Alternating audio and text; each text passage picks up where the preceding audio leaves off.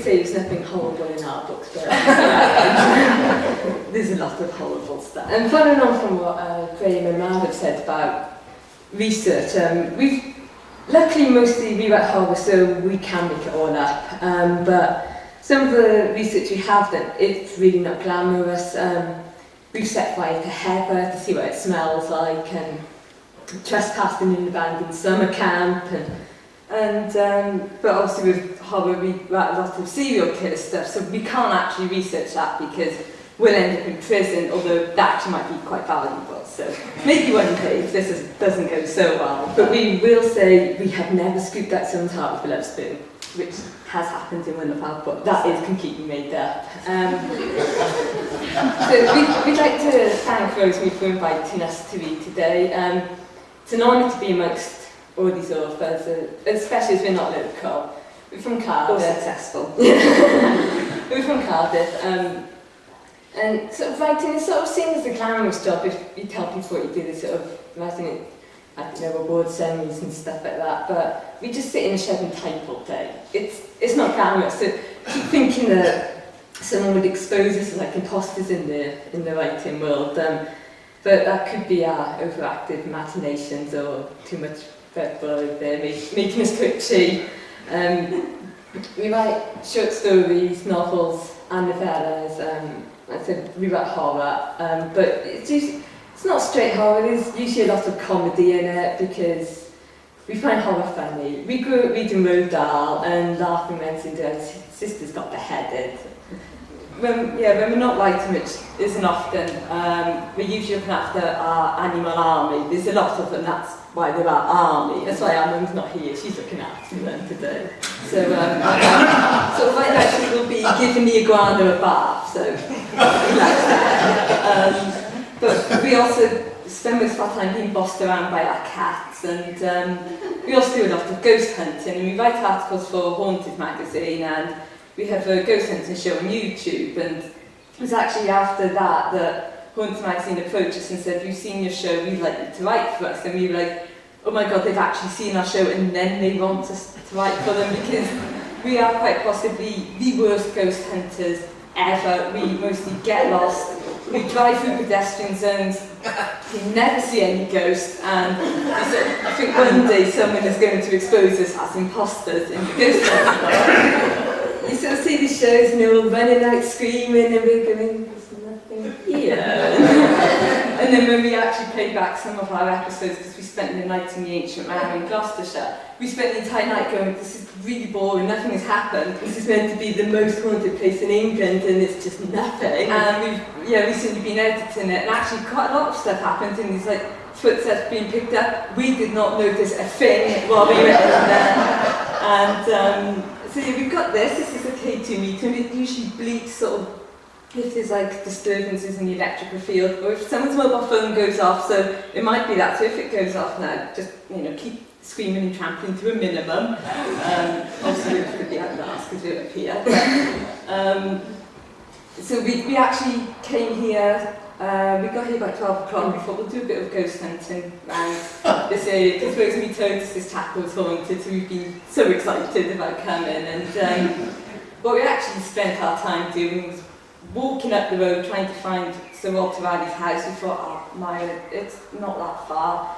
And I think we must have done maybe half a mile. We thought, we can't see the house. We've obviously somehow gone the wrong way. We turned round, the heavens opened, we had no umbrellas with us. We were about half a mile from our car, so we had to try and leg it back sort of as quick as we could. So when we got back to the car, we were soaking wet, we were filthy, and so we had a farm animal. Yes, a farm animal. So before we came here, we actually went into the toilets and washed our shoes, because we really were disgusted. We thought, we can't show up looking like this.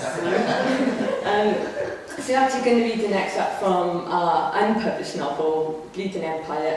It was long-listed for the Exeter Prize. The winner is actually here, Sue Bristow. She actually won it, and her book sounds very interesting, so we can't wait to read it. And it follows the offspring of the horsemen of the apocalypse, except health and safety have banned horses, so they have to ride motorbikes. And there's actually 5 horsemen, because death is better at killing and reproduction, and he produced twins, Morgan and Aaron. But they swapped the road skeleton of a sidewalk for BBC outfits and cemetery scene snow globes, and they're now unrecognisable as deaf, so they have to introduce themselves all the time, which lessens their impact. And their father was right, people like an image they can trust. And then war and conquest combined their DNA, producing military-minded Marsden. He controls people with his guitar, and he would be the good guy, except bloodshed and slaughter are his favourite hobbies. He's trained for the apocalypse his entire life, and so he's really frustrated that the incompetent twins are in charge. Super Bitch Demi is family's daughter, and she's convinced the best way to starve people is not to destroy crops, but to become a supermodel and lead by example. And she thinks destroying crops is beneath her. So she'd rather sort of appear in Hello magazine and be seen flying a crop duster plane. And she longs for the day that her father famine chokes to death on a chocolate eclair. Mac was created from Death's pestilence DNA and has every disease known to man. So his unfortunate appearance repulses even the other horsemen. His low self-esteem and pacifism hinders his personal development, which is a shame because he's actually the nicest horseman and the only one with a conscience. So this is the revised opening of chapter 1. After the Exeter Prize, we rewrote the opening, so this is the new one. Are you ready to end the world? Ash sprinkled smoky kisses over the desolate city. Scarlet electricity pulsed through the clouds' open veins. Thunder pounded like a desperate heart as night swept down on funereal wings to steal the light, and with it, all hope of redemption. The ash swirled, the city shaken as a delicate hand picked up the snow globe. Death traced the black nail across its smooth surface, tiny fractures chasing her fingertip. A smile danced on her violet lips, then she hurled the globe to the crypt's floor. The glass shattered, the city exploding from its spherical prison as hell arrived on Earth. The sky cracked like a torn-open ribcage, its beating heart ripped out and sacrificed to the god of death. Its blood seeped over the clouds, ashes fell like burning tears. 5 figures materialised beneath a metal sculpture of a hand holding the world. A fissure crawled over the centre of the globe. A streetlight exploded, its glass raining onto the Friday night records below. One man glanced up as shards landed in his pint glass, then he continued staggering and drinking. Nobody looked their way. Well, that was anticlimactic. Morgan put her hands on her hips, her purple lips twisted in a scowl. Told you we should have gone with the horses, Marsden said. The horses are cliched, Mars. Every apocalypse opens with them. It's the equivalent of starting a horror film with a busty blonde getting slaughtered, her boobs jiggling like grapefruits in a sack as she face plants in her own blood. Or a group of fun-loving friends setting out on a trip of a lifetime, only to break down by a cannibal's tea party. We're doing this our way. Your ways worked out brilliantly. Nobody's even noticed. It's the equivalent of firing a party popper during a fireworks display, or clapping in a thunderstorm. Maybe you should have put up posters. Aaron, Morgan's twin brother, slapped Marsden across the head. You're not in charge, Fight Club. I should be. Tradition states death is the lead horseman, so suck it up, Buttercup. Funny how you're willing to discard every tradition except that one. Are we going to begin the apocalypse bickering? Is that what you want our legacy to be? The squabbling men of the apocalypse? I'm just saying, people see the horses galloping across the world, they know it's the apocalypse. It creates an atmosphere of dread. Now they just think a streetlight's broken. They'll blame the council, not us. What do you want us to do, Miles? Hit replay? We'll look really professional, won't we? Sorry, mortals, can we do that again, please? You weren't watching. This is our big moment. Don't ruin it with your negative attitude. Aaron found. We should have tweeted about it. Marsden folded his arms, his jaw clenched. Uneasy silence settled like scattered petals. I like the thunder, Max said. That was quite biblical. Nobody asked you, Demi snapped. When we want your opinion, we'll give you a suggestions box. And put a mask on. Your face is upsetting me. I swear to God you're uglier up here. Max sighed and pulled his hood over his patchy scarred skull. It's the lighting, Morgan said. You can see him in all his pestilent glory. Where are we? Demi looked around, her lip curling at the Christmas decorations hanging above them. Looks like somewhere hope comes to die. Gallows Street, Lemeries, Marsden replied. Never heard of it. It sounds made up. She scanned the street. Dear God, humans are ugly. I'm glad we're killing them off. Why were they allowed to breed? A woman with nail plates in a veil ran towards them. Marsden shifted and gripped the neck of his guitar. The woman ducked behind the sculpture.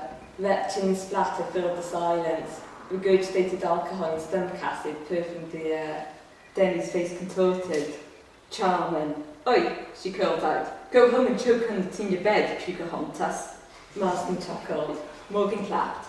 Erin and I will check us into our hotel. You lot get to work. Make sure it's a 5-star hotel with a house spa. Sorry, Dems, we've already booked our room. Travelodge had their winter sale on. They don't give refunds on safer rooms. Marsden laughed. I'm sorry, but the horsemen of the apocalypse staying in the Travelodge. That's not going to inspire a graphic novel. It will strike fear into the hearts of men. Thank you, Marsden. Then he smiled. We should be in a castle or a mausoleum. I'm not staying in a mausoleum like some kind of core. Good point. We'd lose you amongst the skeletons. Erin laughed. Morgan produced a small whip from her pocket and slapped Marsden and Demi's hands with it. Is this the apocalypse or a school trip? Don't make me send letters of complaint home to your fathers. I don't want to hear any more bitching. Get out there and start ending the world before we're arrested for loitering with intent. We're not having the shame of being the first horsemen to spend their first night on Earth in a prison cell. Because Travelodge is far more glamorous than a bitch. Marsden slung his guitar into his back and walked away, stuffing his hands into his jeans pockets. Text me Travelodge's address. I'm going to start a war. Thank you.